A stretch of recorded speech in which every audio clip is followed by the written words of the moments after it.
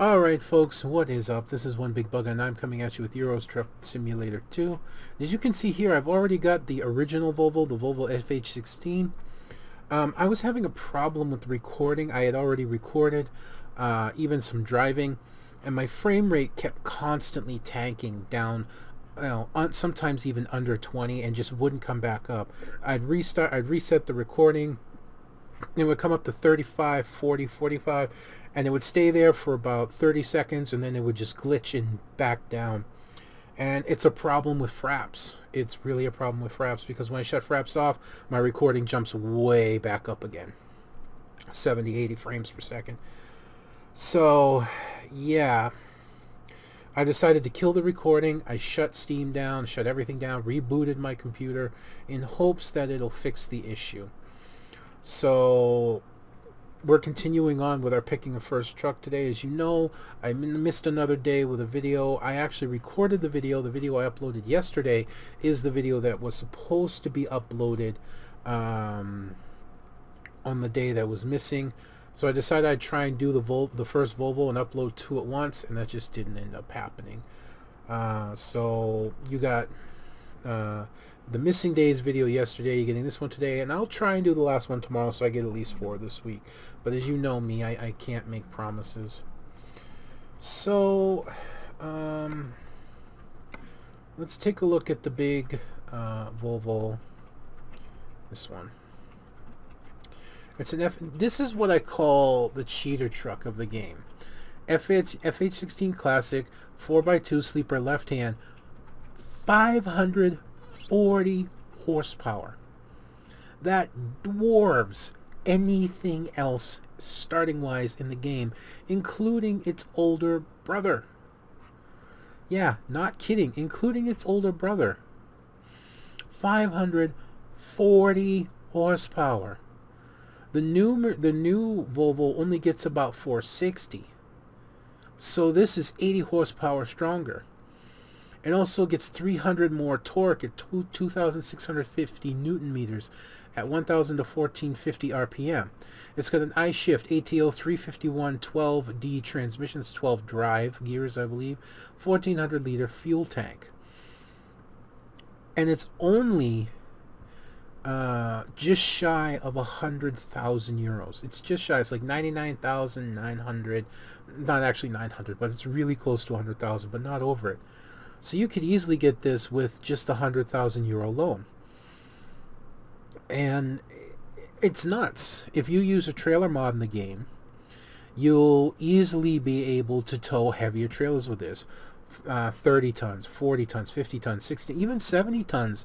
It'll struggle a little bit, but it will still do just really, really well. So it's an unbelievably strong and powerful truck. And it's just amazing. Like I was saying, to this day, since the game came out, even with all the new trucks that have come out, it is the strongest truck in the game. The original Volvo, in terms of power, remains king of the mountain. Maybe not in terms of popularity, which I find interesting. That's the Scania R. But in terms of just sheer raw power, the Volvo is number one. Alright, with that being said, I'm already at where the job is that we're supposed to pick up. This is funny, I don't see the trailers. Oh, there they are. Guess they took a second to load in. Well, and the frame rate's like, nope, screw you. Let's just try and fix it one. See if it holds. See if it holds. Hopefully it will. So we'll take a look at the outside. We'll get rid of this. We'll get rid of this. F3. Take a look at the outside of the truck. It's got a really long chassis, so even as a 4x2, it's really stable. It's an actual nice silverish gray color. It's not fire red like some, or bright green. Some may consider it dullish, but you know, in terms of classiness, it's actually fairly classy. I actually want to fire it up here for a minute and turn the directional off. There we go. and turn the lights on. Nothing special, as you can see there, but I could turn the lights on without it. As you can see, for an older truck, for one of the first trucks released with the game, it still looks really contemporary. It still looks pretty up to date in terms of design and modeling compared to other trucks, especially older ones like the DAF. Even the Man, that's more of a brick of a cabin or a cube, you know, so it actually still has a contemporary style. It's got a decent enough visor on it, very basic, but it works with the truck fairly well. As you can see, you got your two big fuel tanks here for your 1400 liters of fuel, and overall it's a nice looking truck. Inside, the mirrors, really impressive. Nice, big, easy to see mirrors. The fisheye on the bottom, the bubble mirror, really easy to see. Top mirror, and flat mirror, again, really easy. Got a nice, beautiful view. Your windshield, nice and big, easy sight view. Your front view mirror, again, on other trucks, is out of the way. So you're going to have to, if you don't have an IR head tracking, you know, have to turn using whatever control you use to see it, but not too far. It's right there, so that's not bad. It's not as useful as some, which is like right there for you, but it's not like others where you have to look way over the other side in order to see it. The truck itself is a flat gray interior with black seats. Not a bad texture, nothing too inspiring, but overall not too bad. It has no in-dash GPS, so you will have to use the floating GPS until you, I believe you can upgrade it to a premium interior which has the GPS. Look at the dashboard. Look how easy those numbers are to read. You know, the tachometer, the speedometer, very, very easy to see, very, very easy to read, which is a shame it doesn't have an in-dash GPS, because you could easily use this truck with a good in-dash in order to drive without the floating for a little more immersion. And look at when you fire it up. The sound, nothing too impressive. It's really kind of generic. I believe it's one of the few generic sounds left in the game. If it's not generic, it just sounds it. But I'm pretty sure it's a generic sound, meaning that the Man and the Volvo both are generic, at least the FH16. And I could be wrong. It could be the real sound, and it's just fooling me into thinking it's generic. But that's not what I'm here to talk about. Take a look at the display panel in the middle. The time, the gear, the liters I'm using, how many fuel, how much fuel I'm using per 100 kilometers, temperature gauges, temperature and cruise control, how much fuel I have versus how far I can expect to travel. It's real easy to read, and look down bottom, I can even see 3 km, how much I've traveled, very easily. It's small, but it's still defined enough that I can see it. So it has a very easy to read instrument panel, which is really good. So let's keep our fingers crossed that we don't crash or we don't tank our video. So this is going to be a really short run. Soon as I come back and move, the video goes, oh, no, screw you. It's got to be the area. It's got to be something to do with the area, because all the other ones were absolutely fine.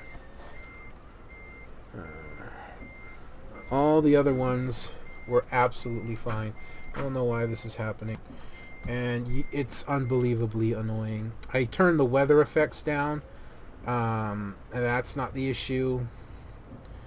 It's just, it hits something hitches up in the graphics, and then it just doesn't come back. And I don't know what to do about it. Now our trailer is, even though we're only going 130 kilometers, so it's going to be a really short trip, and in all due honesty, a short video. Our trailer is 22 tons, only 3 tons off vanilla. I believe it's actually tied for the heaviest trailer that we've towed. So keep that in mind. Come Come on, don't hitch on me. Good, very good. Now watch this. Watch. 10th gear, and we're hill climbing. And it's not a very shallow hill either. Look at this. Look. 540 horsepower. 2650 newton meters of torque. And it just accelerated uphill towing a 22-ton trailer. Yeah, it just did that.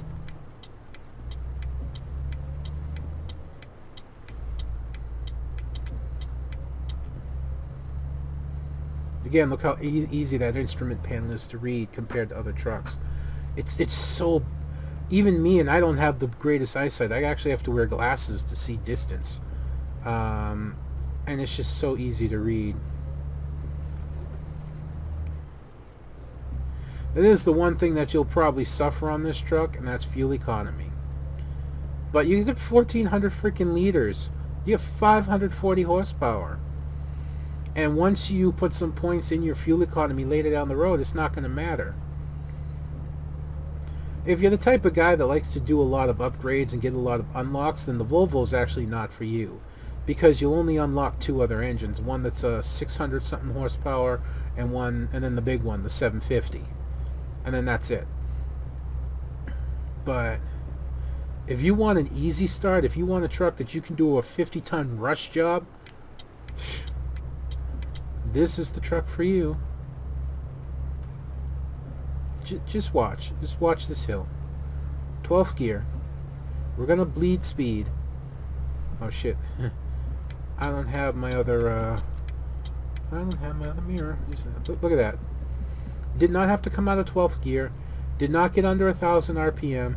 Did not get under 80 kilometers.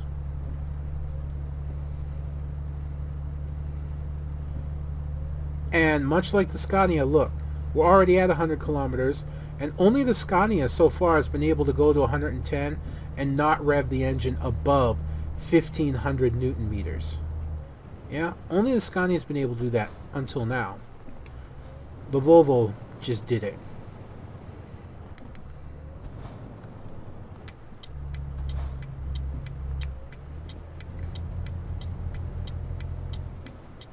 Eighth gear, very steep hill. Let's see if she can do it.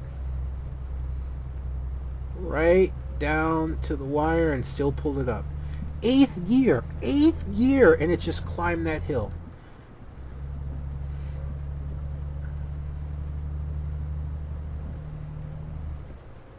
Look at this, hill climbing again, 10th gear. Even using low RPMs, and I'm still accelerating. I know that I'm saying this a lot, but it bears saying just how strong this truck is. This is why I call it the cheater truck. Because you're not going to have to struggle. You're not going to have a hard time. This truck, you'll be able to hook it up to anything and tow it. When you get into the heavier trailers, if you're using trailer mods, yeah, it will actually become unstable. You start getting around 45, 50 tons.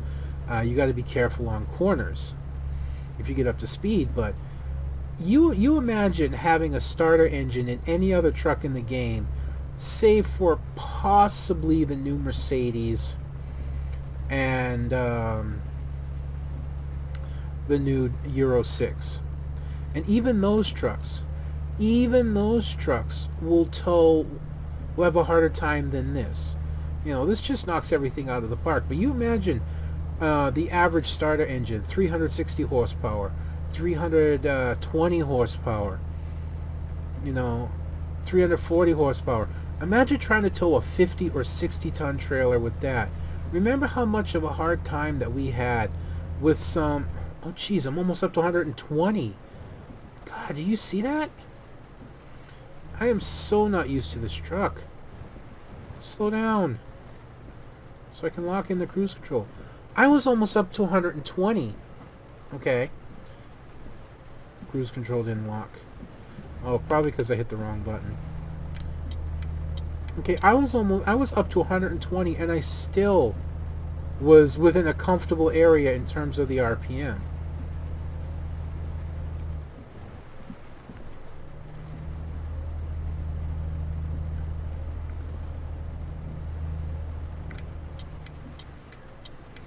God, we're almost done. I know this is going to be really short, but I think I've shown everything about this truck I need to.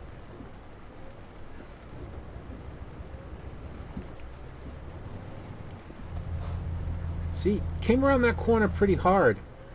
22 tons, and it was still stable. It still came around, and I had no concern about it rolling or flipping or anything, honestly. Just the sheer brute force of this monster. And it honestly also has, as you can see, plenty stopping power as well. It has plenty of stopping power. And when you put a 6x4 chassis on this, oh, that stopping power is real strong. Look, no problem getting going. No problem getting going.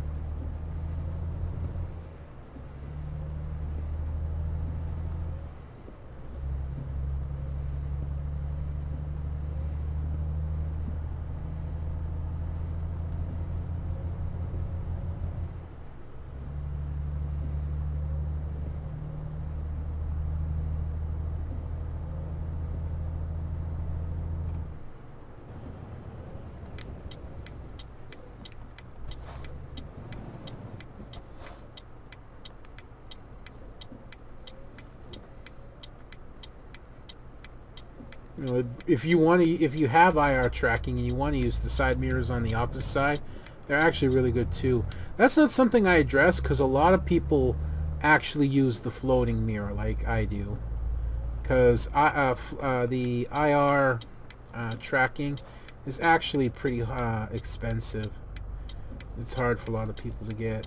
Well, our frame rate tanked again. I'm going to try one more time. And if it tanks again, it tanks. I mean, we're done.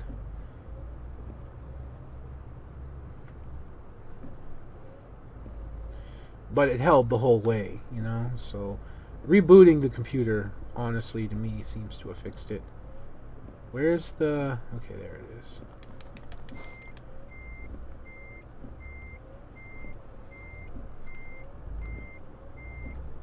And this should be a fairly easy back-in standard trailer.